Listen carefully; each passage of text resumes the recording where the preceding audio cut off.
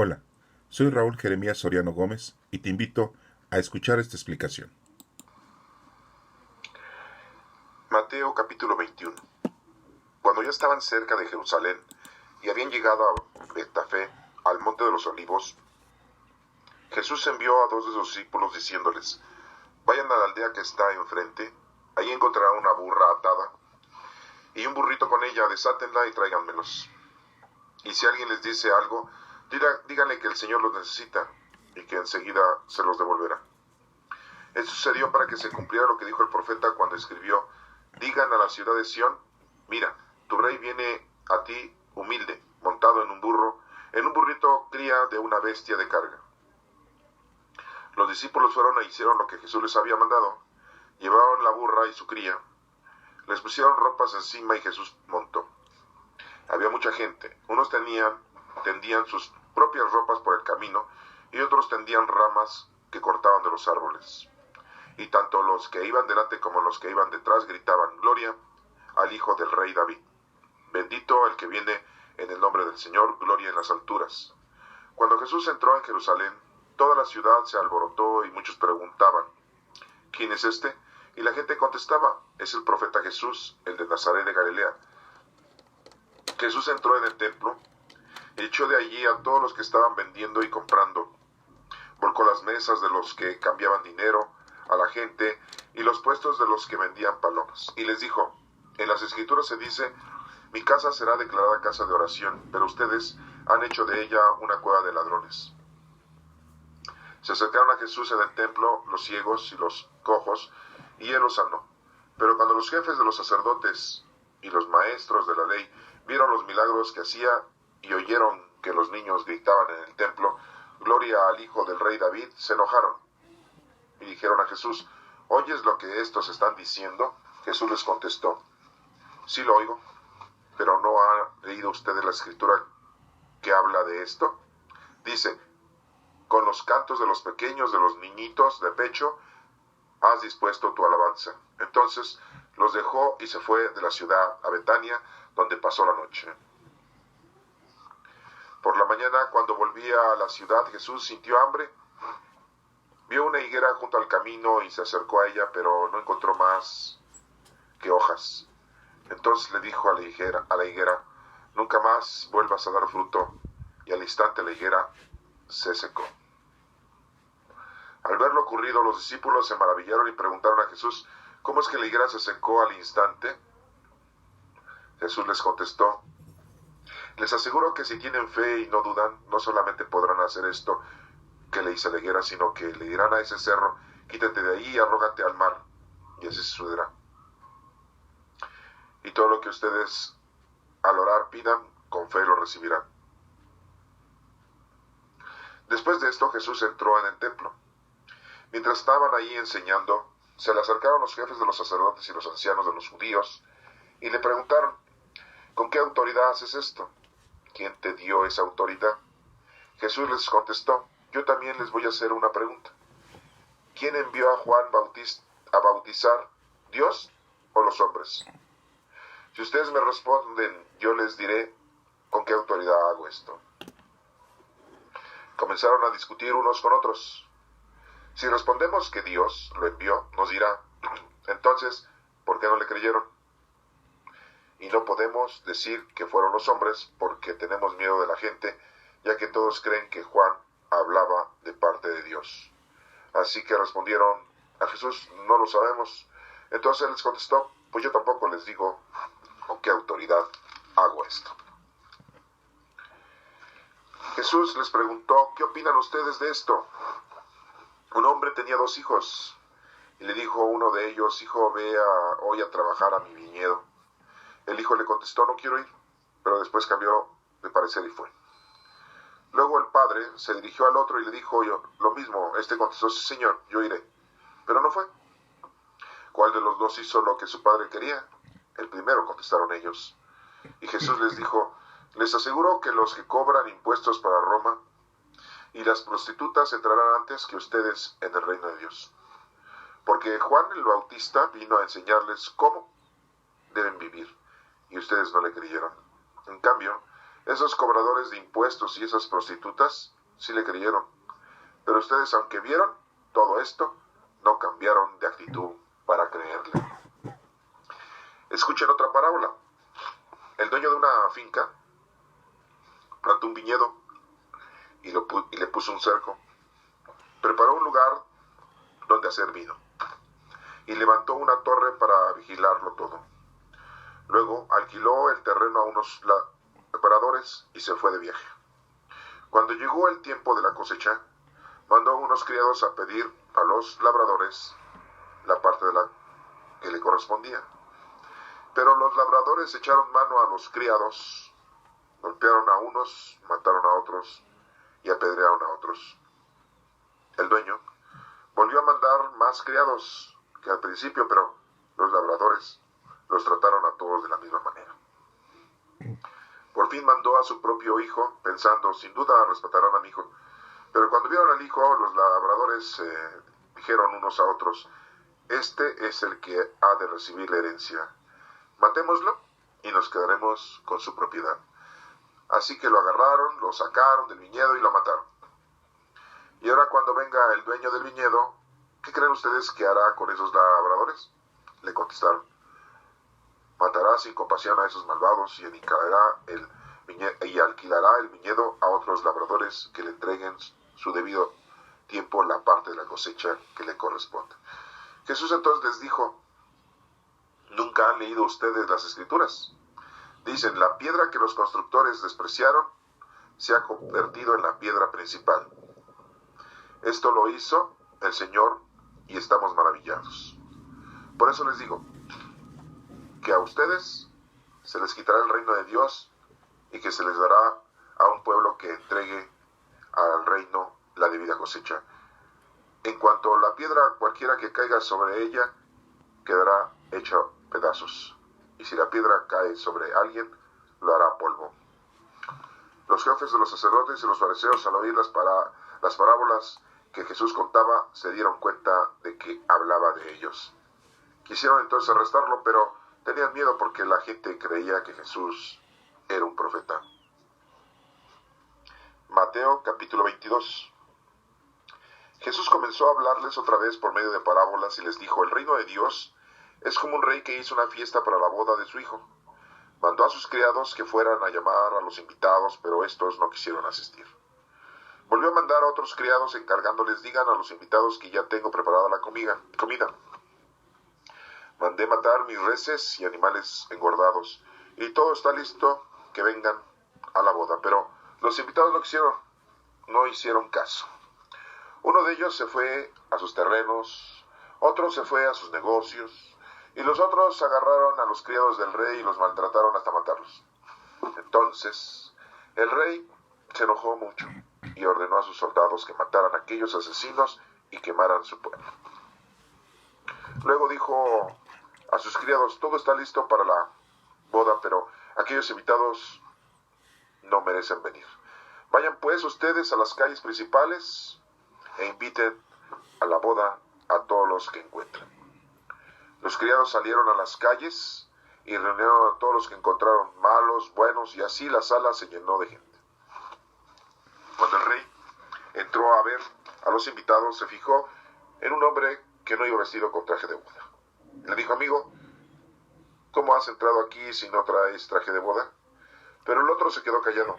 Entonces el rey dijo a los que atendían las mesas, átenlo de pies y manos y échenlo a la oscuridad de fuera, donde llorará y le arrecharán los dientes, porque muchos son llamados, pero pocos los escogidos.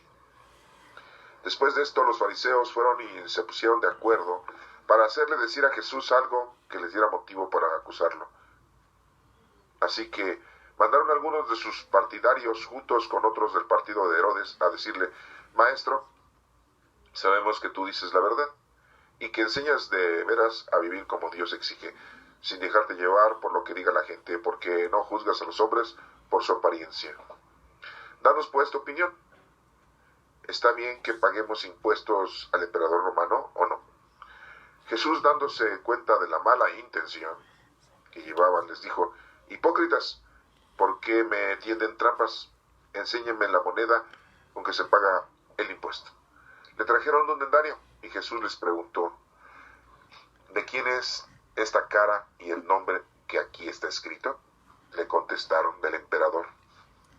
Jesús les dijo entonces: pues den al emperador lo que es del emperador y a Dios lo que es de Dios. Cuando oyeron esto se quedaron admirados y dejándolo se fueron. Aquel mismo día algunos saduceos fueron a ver a Jesús. Los saduceos dicen que no hay resurrección de los muertos, por eso le presentaron este caso. Maestro, Moisés dijo que si alguien muere sin dejar hijos, su hermano deberá tomar por esposa a la viuda para darle hijos al hermano que murió. Pues bien, aquí entre nosotros había una vez 7 hermanos. El primero se casó y murió. Como no tuvo hijos, dejó su viuda al segundo hermano. Lo mismo le pasó al segundo y después al tercero y hasta el séptimo hermano. Después de todos murió también la mujer. Pues bien, en la resurrección, ¿de cuál de los 7 hermanos será esposa esta mujer si todos estuvieron casados con ella? Jesús les contestó: ustedes están equivocados porque no conocen las Escrituras ni el poder de Dios.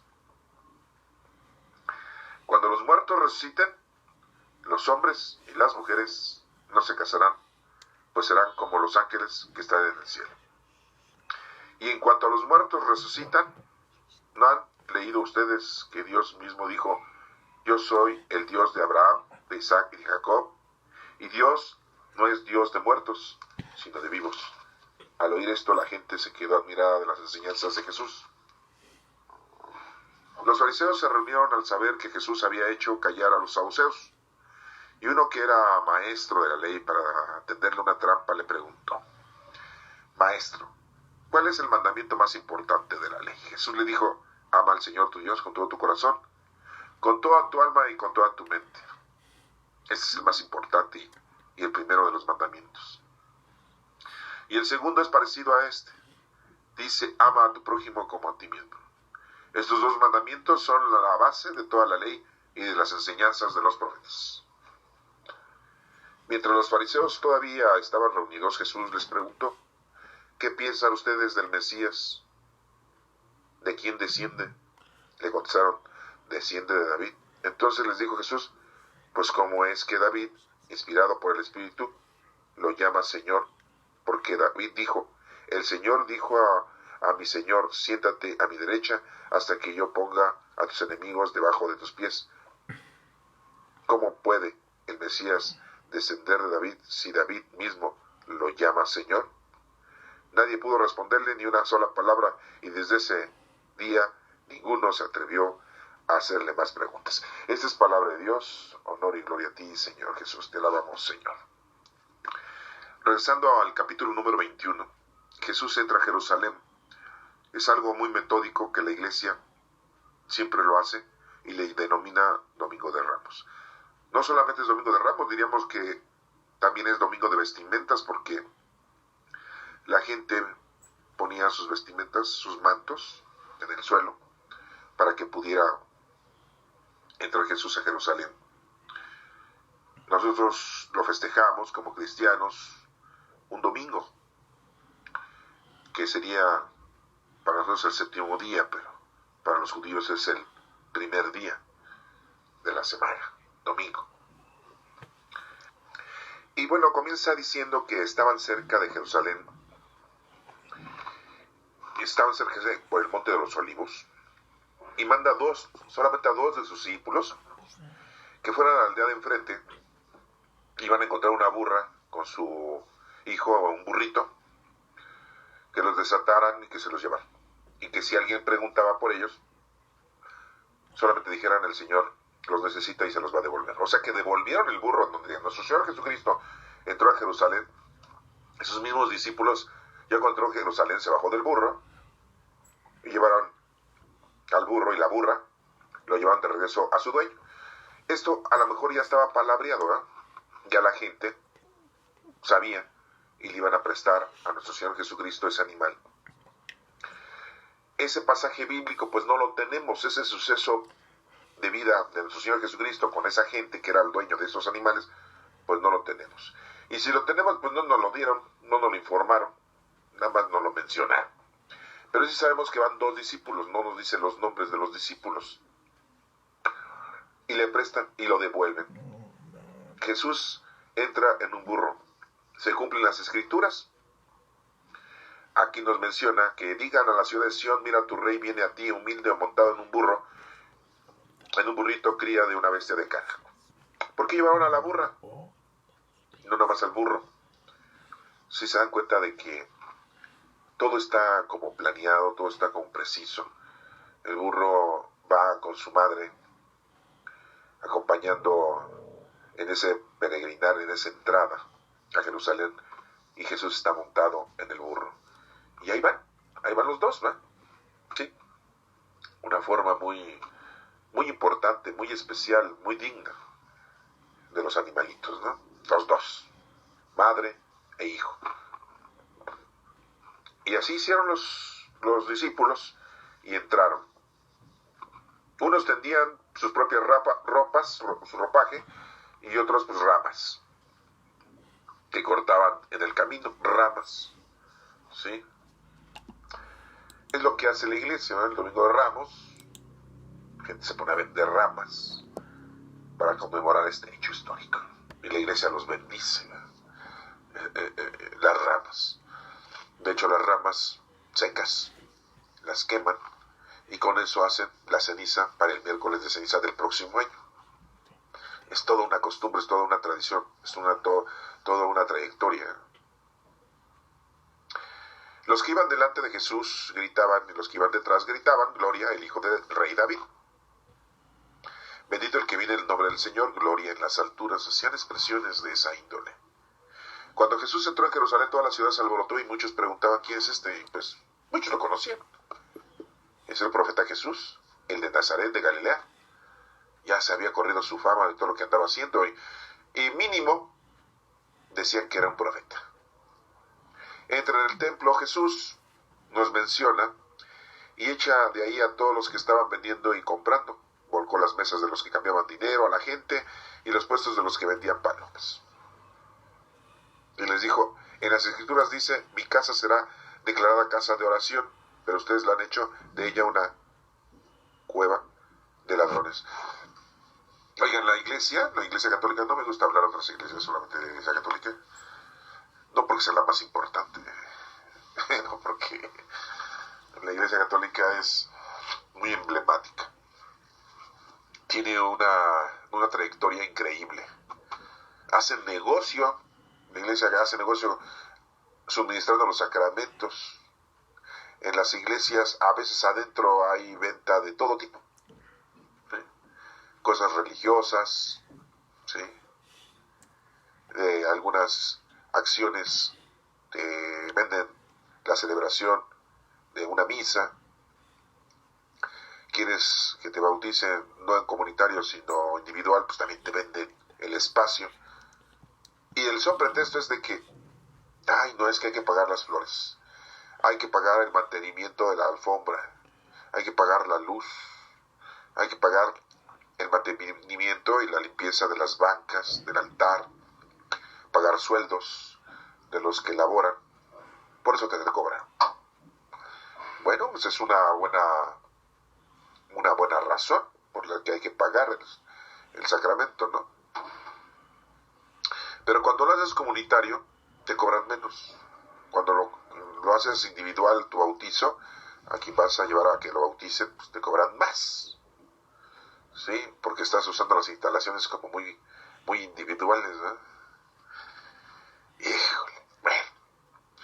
Así está la sociedad religiosa, la iglesia, en la que se desenvuelven de esa manera, muy negociante, muy comerciante. Y bueno, pues aquí nos menciona que entra en el templo Jesús, volca las mesas, se enoja, dice que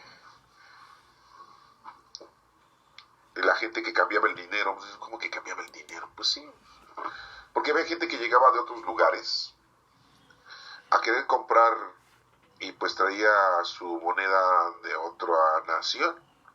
Hagan de cuenta que eran como las casas de cambio. Bueno, unas mesitas, ¿verdad?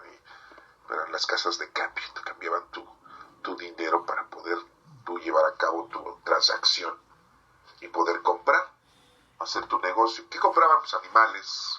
Era lo que estaban vendiendo ahí en el templo. Era lo que estaban haciendo, comprando animales. Sí, de toda índole. Sí. Pero muy claramente Jesús dice que en las Escrituras dice: mi casa será declarada casa de oración y ustedes la han hecho una cueva de ladrones. Y pues a la iglesia, al templo físico, porque nosotros somos la iglesia viviente, militante.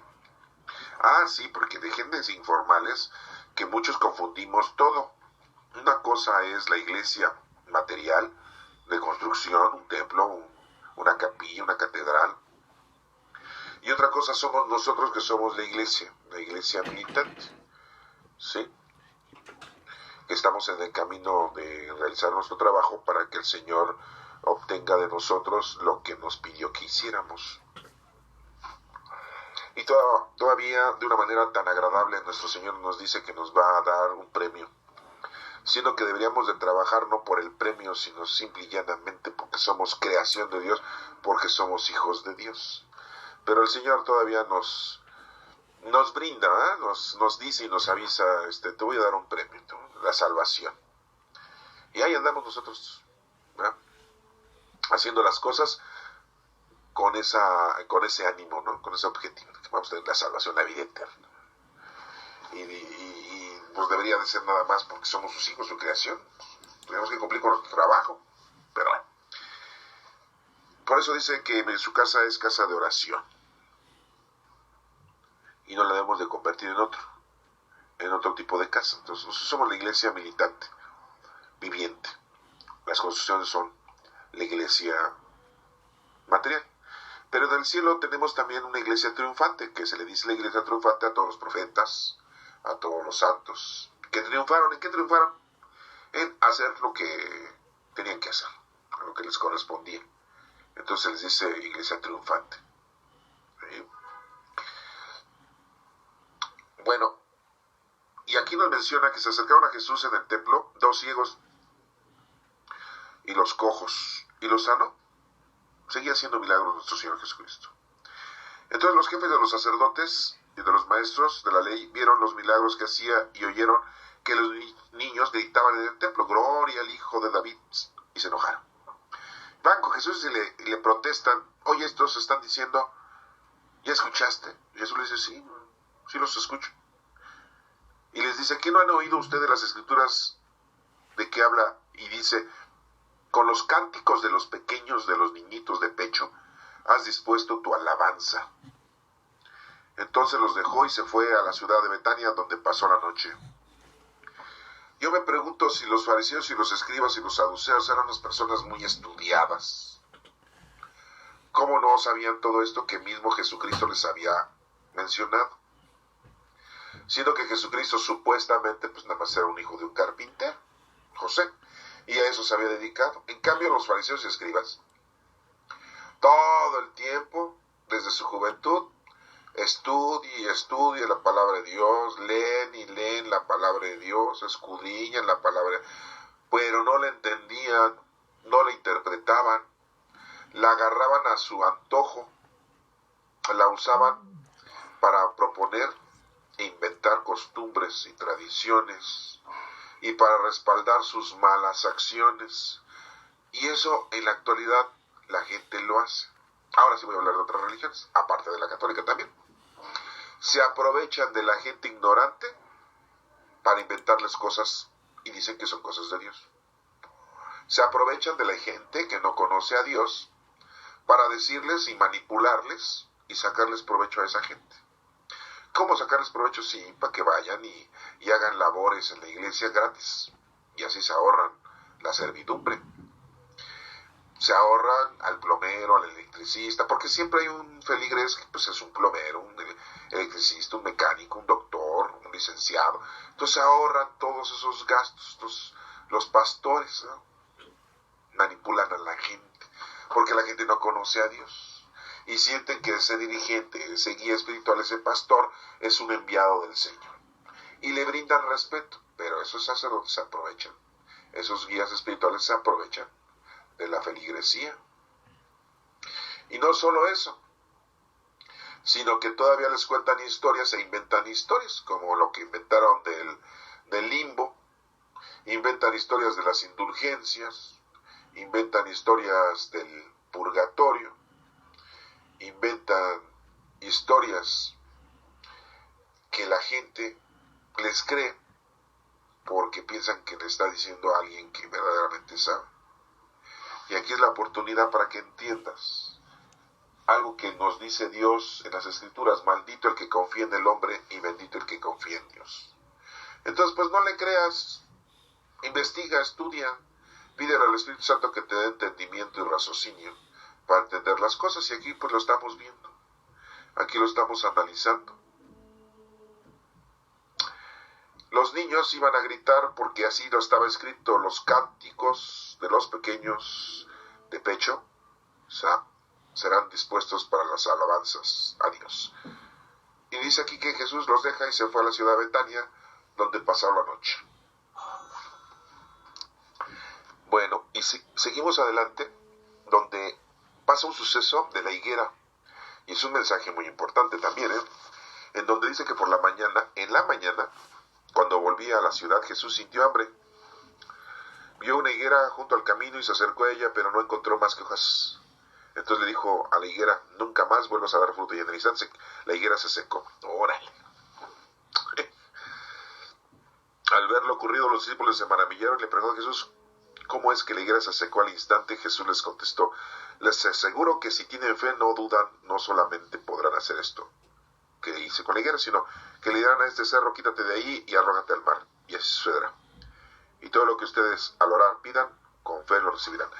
Vuelve a reiterar, esto ya lo había comentado nuestro Señor Jesucristo. Tenemos la cita bíblica, que ya lo había mencionado Jesús, de tener fe, y que se pueden arrancar los cerros y ponerlos en otro lugar. El poder de la fe a nuestros señores es algo muy valioso que nosotros, los creyentes, no le damos el valor suficiente. Pero qué bueno, ¿no? Porque a lo mejor hacíamos cosas tontas y equívocas. Pero tener fe no solamente es amar a Dios, sino hacer obras. Y aquí lo menciona muy claramente: esa higuera no dio fruto, se acabó. Tú no trabajas, no das fruto, te acabaste. Pero si era muy bueno, era muy buena, ¿por qué se murió? Bueno, pues ya le tocaba. Si hizo algo para Dios, pues qué bueno. Y si no, pues se acabó. ¿Sí?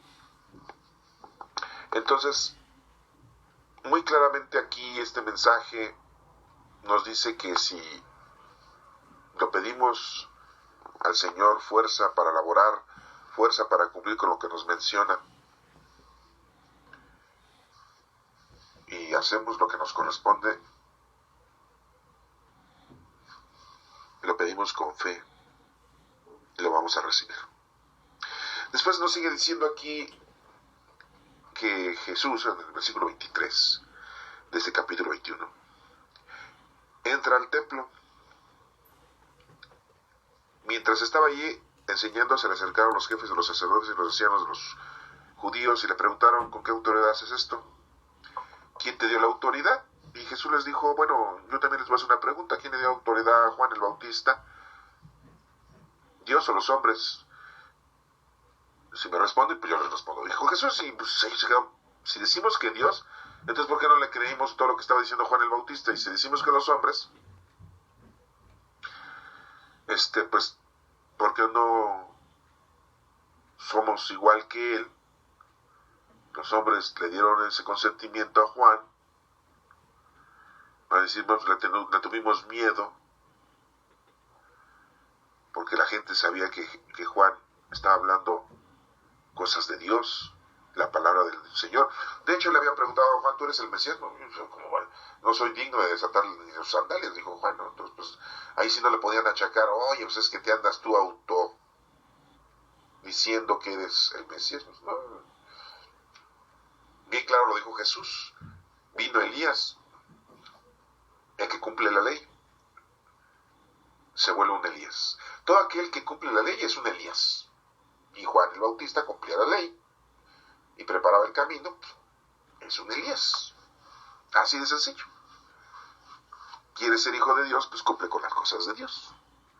¿Quieres ser hijo de otra persona? Pues eres un hijo de otra persona. Pero si eres hijo de Dios, cumples con las cosas de Dios. Y pues los fariseos aquí no le contestaron. Y dicen, no sabemos. Y Jesús les dice, pues yo tampoco les voy a decir con qué autoridad hago esto. Hasta aquí también quiero hacerles ver a ustedes que nuestro Señor Jesucristo en ningún momento menciona que su situación iba a ser fácil y condena a nadie, ni tampoco condena a Judas Iscariote, ni tampoco se menciona que estén haciendo cosas equívocas los discípulos. Pues ahí están con Jesús.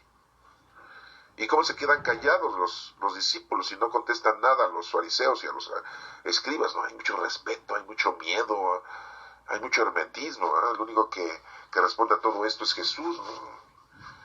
¿Cuántos de nosotros a lo mejor andábamos así en bola y decimos, párenle, ¿ustedes qué quieren? ¿Qué tranza o qué?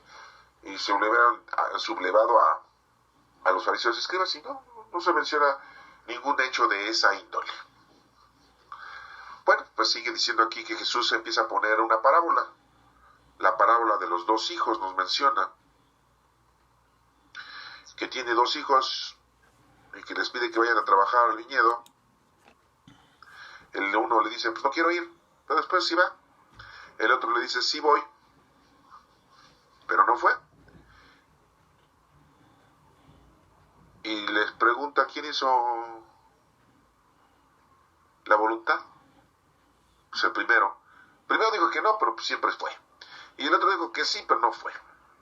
Y les aseguro que los que cobran impuestos para Roma y las prostitutas entrarán antes que ustedes en el reino de Dios. Se los estaba diciendo a los fariseos y escribas.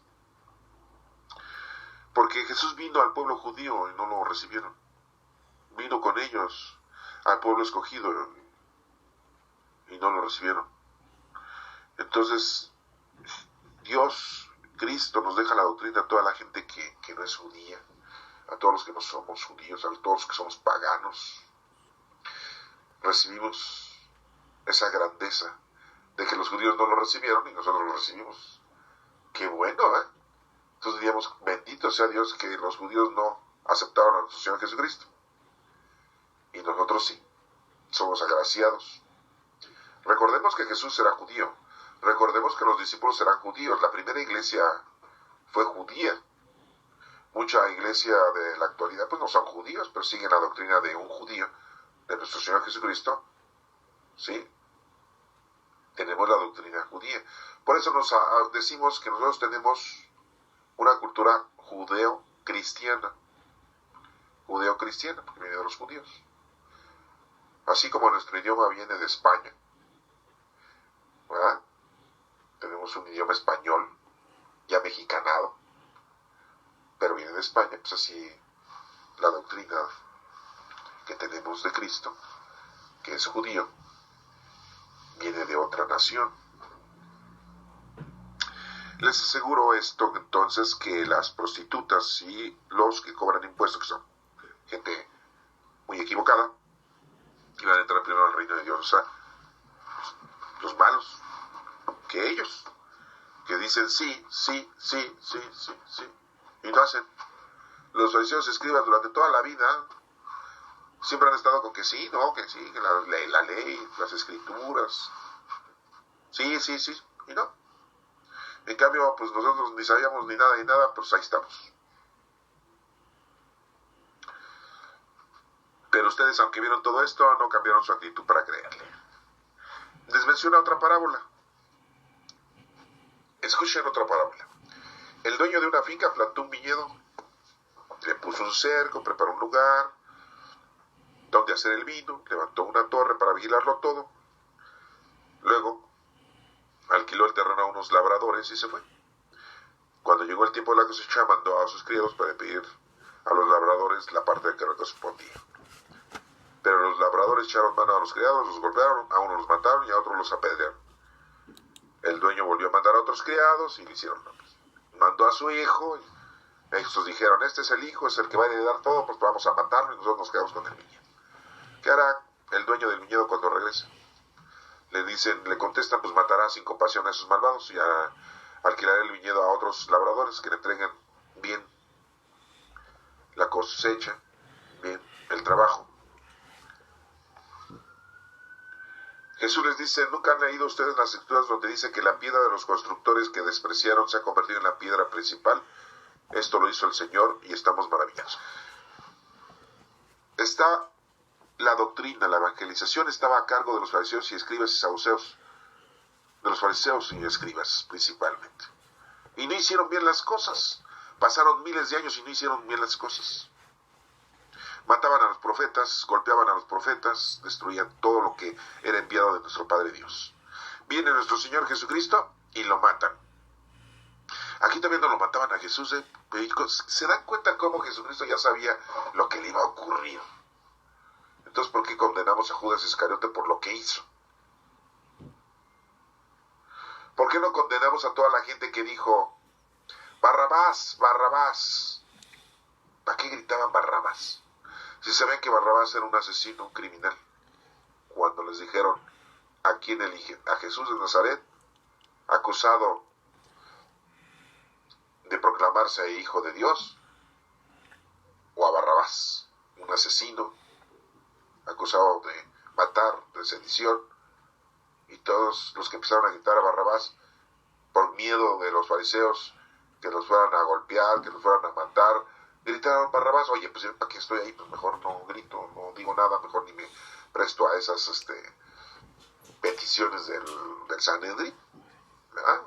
Ya Jesús sabía todo, entonces, ¿por qué no culpamos a toda esa gente que también ahí le volteó la cara a nuestro Señor Jesucristo? Pues no, que estaba entrando a Jerusalén y toda la gente lo vitoreaba. Eso supuestamente es el Domingo de Ramos. Entonces, ¿cuántos días faltan? Lunes, martes, miércoles, jueves y el viernes. 5 días después de este suceso, ya la gente, por temor o por lo que ustedes quieran y manden, también se rebelaron en contra de nuestro Señor Jesucristo. Y aquí muy claramente lo están diciendo. Mataron al propio hijo. Este es el heredero. Viene el Señor y aniquila todo. Tembló, se rasgaron las cortinas del templo, se oscureció. Todo ahora los científicos le dan una explicación, ¿no? Que hubo un eclipse, que hubo una oscuridad por tanta arena, sí, hubo un pequeño terremoto en ese momento, pero qué crucial, ¿verdad? Qué coincidencia en el momento que nuestro Señor Jesucristo muere. ¿A qué horas muere nuestro Señor Jesucristo?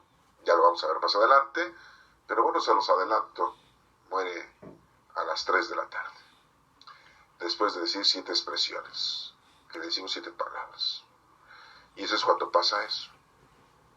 Antes de que den las 6 de la tarde, porque ya a las 6 de la tarde ya empieza la noche del sábado, no es la noche del viernes, Jesús es bajado de la cruz, sin que le hayan roto ni un hueso de su cuerpo. Sí, porque a veces duraban crucificados mucho tiempo, Pero bueno, esa historia se la vamos a contar próximamente. Aquí vemos cómo desechan la piedra principal, que es Jesús, los fariseos y escribas, porque así se los está diciendo. Por eso les digo que a ustedes se les va a quitar el reino de Dios y se les va a dar a un pueblo que entregue verdaderamente obras. En cuanto a la piedra, cualquiera que caiga sobre ella quedará hecha pedazos. Cualquiera que esté en contra de nuestro Señor Jesucristo va a quedar hecha pedazos. Y si la piedra cae sobre alguien, lo hará polvo. Si nuestro Señor Jesucristo dictamina destrucción, destrucción para aquellos que tienen maldad. Y ahí se dieron los jefes de los sacerdotes Y los fariseos, al oír la parábola que Jesús contaba, se dieron cuenta de que hablaba de ellos. Pues, eso sí lo entendieron, ¿verdad? No, sí, pero todo lo demás lo malentienden y lo entienden a su manera, lo ponen a su manera. ¿Sí? Y entonces la gente se dio cuenta.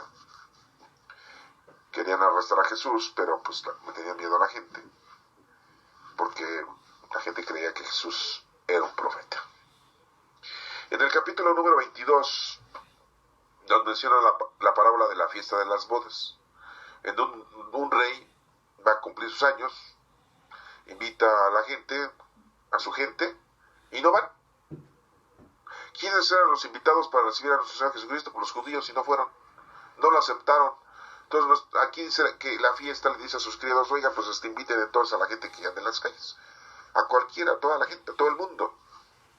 Y aquí estamos, somos invitados a la boda del Señor. Todos, no solamente ahora los judíos, sino todos, somos invitados a la boda del Señor. Bueno, a la fiesta del Señor, al cumpleaños del Señor. Es una fiesta. Pero nos menciona aquí que hubo ahí de repente un fulano que se metió sin traje de fiesta. Eso quiere decir que no porque tú seas hijo de Dios, hayas sido bautizado, te hayan confirmado, hayas hecho tu primera comunión, hayas cumplido con tus sacramentos, no porque hayas hecho eso ya la salvaste, no. Hay que ponernos a trabajar para poder tener un vestido de fiesta, para estar arreglado ante el Señor, porque ¿cómo es vestido de fiesta? Es haber cumplido con las obras que el Señor dice que le tienes que hacer a los demás. Amar al prójimo como a ti mismo. Si tú no te sabes amar, que sería muy raro, porque todos nos queremos mucho, porque si nos odiáramos, pues nos suicidamos. Entonces, amar a Dios sobre todas las cosas y al prójimo como a ti mismo. Y aquí nos menciona que pues había una persona que pues no traía el traje de fiesta, no había hecho obras y fue atado y echado fuera. Átenlo, dice, de pies y manos. Así como la higuera. Pues si no sirves, fuera. Muy duro esto, Donde llorará y rechinará los dientes, porque muchos son los llamados, pero pocos los escogidos, a pesar de que no somos judíos. Después habló con respecto al asunto de los impuestos.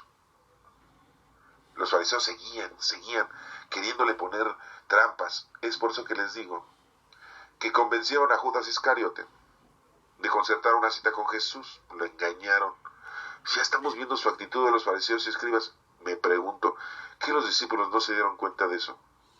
¿Qué Judas Iscariote no se dio cuenta de que lo utilizaban, de que lo iban a utilizar, de que era una falsedad? ¿No se estaba dando cuenta que le estaban poniendo puras trampas a nuestro Señor Jesucristo? De lo que sí podemos presumir es que Judas Iscariote era igual de tonto que todos nosotros, ¿verdad?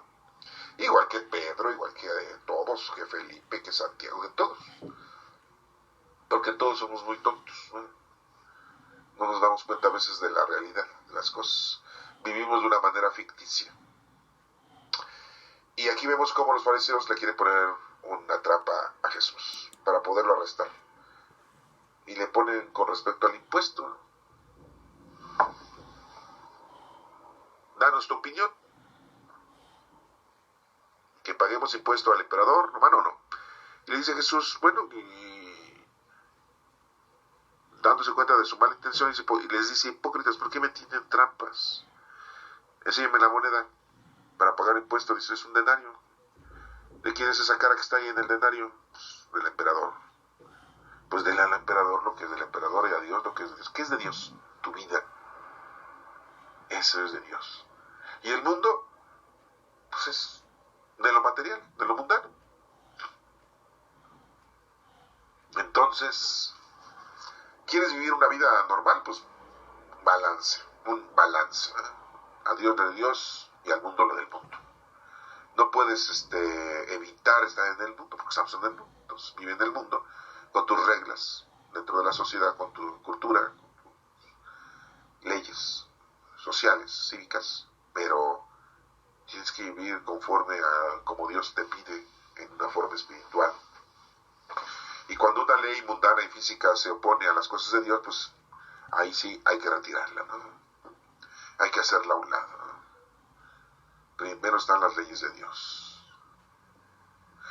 Y después van a unos saduceos, no los fariseos, también los saduceos, los que no creen en la resurrección. Y le ponen otra pregunta a nuestro Señor Jesucristo y le dicen, un hombre tenía a su mujer, se muere, y la ley de Moisés dice pues que el hermano tiene que casarse para que tenga descendencia, y también se muere. Y el otro hermano pues se tiene que casar para que tenga descendencia el primer hermano, ¿no? Y también. Y les menciona los saduceos a Jesús 7. ¿Qué número 7, verdad? Que es la plenitud. Se muere. Y después se muere la viuda. Y le preguntan a nuestro Señor Jesucristo, cuando venga la resurrección, va a resucitar la mujer y van a resucitar los 7. ¿De quién de los 7 va a ser su marido? Yo hubiera contestado, pues el primero. Voy con el primero que se casó, ¿no? Los otros 6 fueran sustitutos. Pero no hay una respuesta de esa índola tan informal, tan tonta, que hubiera dicho yo. Pero aquí nuestro Señor Jesucristo da una respuesta muy, muy perfecta. Ustedes están equivocados porque no conocen las Escrituras ni el poder de Dios. Bien claro les dice, mensos.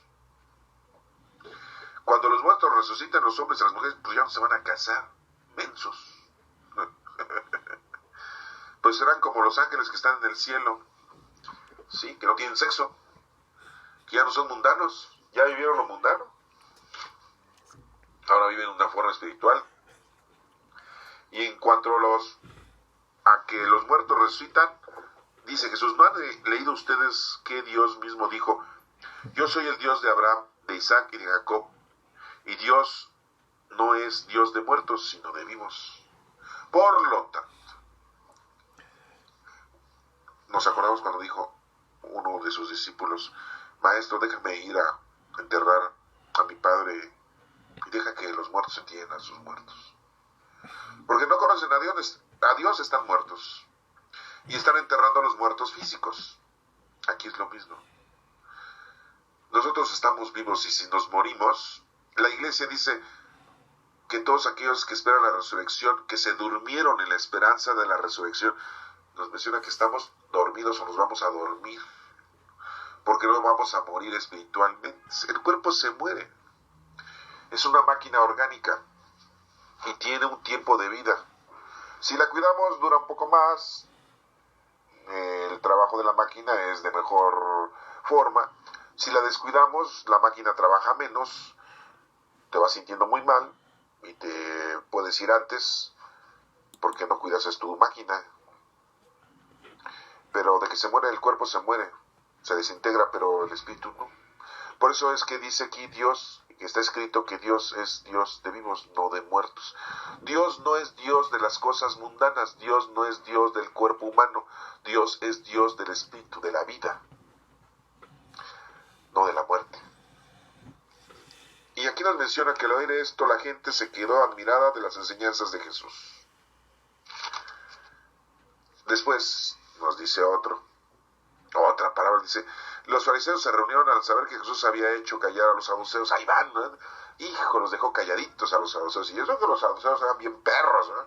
Ay, hijos, ¿no? Eran pleiteros. Ahí van los fariseos otra vez. Yo me pregunto, después de todo esto, ¿todavía le vamos a echar la culpa a Judas Iscariote? Pues lo engañaron. A Jesús no lo pudieron manipular y engañar, pero a Judas sí.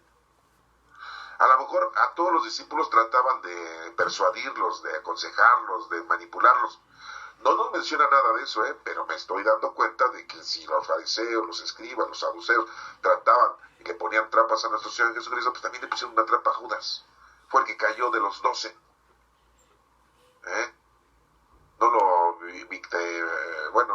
No lo diagnostiquemos como el condenado, pero pues él fue el que se equivocó, pues ni modo, cayó también en sus redes. Pudo haber sido Andrés, pudo haber sido Santiago, pudo haber sido Bartolomé, pudo haber sido Felipe, el otro Judas, pero pues bueno, no, fue él, ni modo. Alguien tenía que hacer el trabajo sucio. Pero bueno, ese es el tema de otra cosa. A lo que voy es de que vean cómo están los fariseos y escribas, ahí. No quitan el dedo del renglón. Y uno que era el maestro de la ley, para tenderle una trampa, le preguntó: maestro, ¿cuál es el mandamiento más importante? Pues ¿a poco no lo saben? Pues sí, hasta se me hace ridículo, ¿no? Es como si a un maestro de historia le preguntas tú, ¿sí?, sobre la historia, un personaje importante.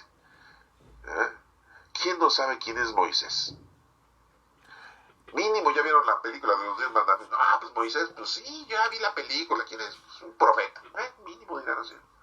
El más menso, pero un historiador sabe perfectamente quién es Moisés. Es más, ¿quién no sabe quién es Adán? Todos, creo que todos. Todo el mundo sabe quién es Adán. ¿Sí? Imagínense un historiador si no sabe quién es Adán. Pues aquí, ¿cómo es posible que le pregunte este fariseo a nuestro Señor cuál es el mandamiento más importante? Por favor. Pero bueno, Jesús le dice a este Señor: ama al Señor tu Dios con todo tu corazón, con toda tu alma y con toda tu mente. Con 3 cosas, tu corazón, que salen tus sentimientos; tu alma, que es tu espíritu, tu vida, durante toda tu vida; y con toda tu mente, con todo tu raciocinio, que tu raciocinio no se quede nada más en la ingeniería, en la medicina, en la arquitectura, en el diseño, en el conocimiento vano, mundano, sino que tu mente también sea plena para el Señor. 3 cosas menciono muy claramente: corazón, que son los sentimientos; tu alma, que es tu vida; y tu mente, que es toda tu condición para trabajar y laborar. Y aquí nos menciona, y el segundo, que es parecido a ama a tu prójimo como a ti mismo. Y muy claramente le dice: estos 2 mandamientos son la base de toda la ley y las enseñanzas de los profetas. Oigan, pues si el Señor nos hubiera dicho eso nuestro Padre Dios desde Adán y Eva: ama a Dios y a tu prójimo, pues se los dijo. ¿Qué le dijo a Adán? No comas del árbol de la sabiduría. Puedes comer de todos, pero no del árbol de la sabiduría, porque el día que comas vas a morir. Y también pues lo escuchó Eva, también lo sabía Eva, porque Eva es parte de Adán. Acuérdense que es todo esto un simbolismo, pero de que se mencionó, ama a Dios. ¿Y dónde está la otra parte? A su prójimo, como a ti mismo. Pues tienes que trabajar, tienes que llevar a cabo la acción divina. ¿Y cómo la vamos a hacer si no hay pobres? ¿Cómo la vamos a hacer si no hay huérfanos? ¿Cómo la vamos a hacer si no hay viudas? ¿Cómo lo vamos a hacer si no hay gente necesitada? Jesús lo dijo cuando uno de los discípulos le dijo: mejor hubiéramos vendido este perfume de alabastro y con ese dinero lo hubiéramos ayudado a los pobres, a la gente necesitada. Y Jesús le dijo: a los pobres siempre los vas a tener. Ya lo veremos en una lectura, nada más que se lo estoy adelantando para que lo tengan ustedes presente. Entonces es importante que la gente, nuestros gobernantes, cuando dicen: vamos a acabar con la pobreza, por favor, Dios te va a poner en tu camino a la gente que tú necesitas ayudar. Te la va a poner, y al que menos creas, ese, pero es que ese, si tú dices y no lo haces,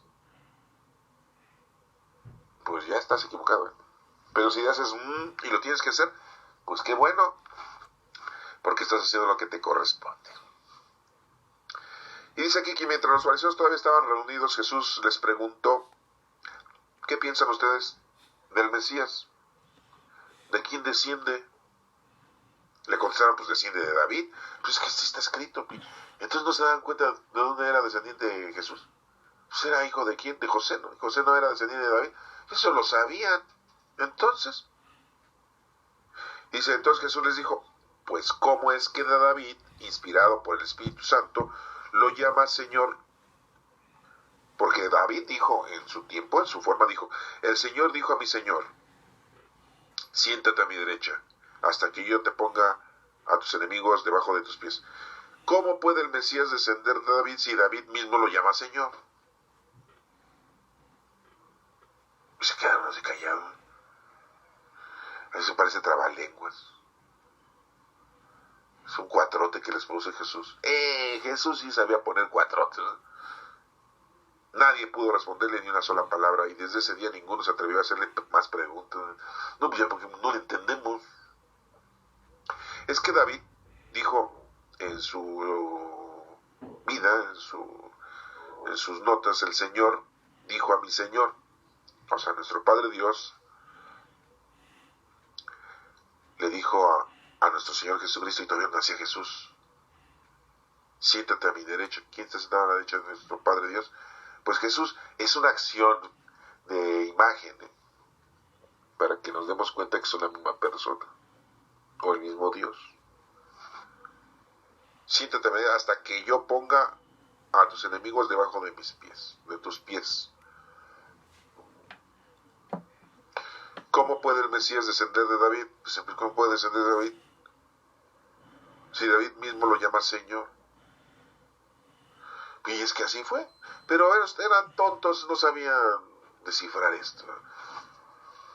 Muy claramente dice que el Mesías iba a ser descendiente del rey David. Y David, aunque le decía Señor, sabía que el Mesías iba a ser descendiente de su sangre. No de él, de toda la tribu de Judá, de uno de las 12 tribus de Jacob. ¿Sí? Bueno, pues hemos visto el mandamiento más importante, de dónde desciende nuestro Señor Jesucristo, la cuestión de la resurrección, no nos preocupemos, el asunto de los impuestos de la vida mundana, acuérdate que hay demonio, mundo y carne, ¿sí? Tiene que ser una balanza esto, las cosas de Dios a Dios, las cosas de los hombres a los hombres. Hemos visto también la fiesta, en que ahora somos invitados todos nosotros, pero siempre y cuando te pongas a trabajar, porque si no te sacan de la fiesta, cuando estés en la fiesta con el Señor. La parábola de los hijos, del que dice que sí y que no, se nos regaló todo esto porque los judíos no recibieron a nuestro Señor Jesucristo, no lo aceptaron. Por lo tanto, pues,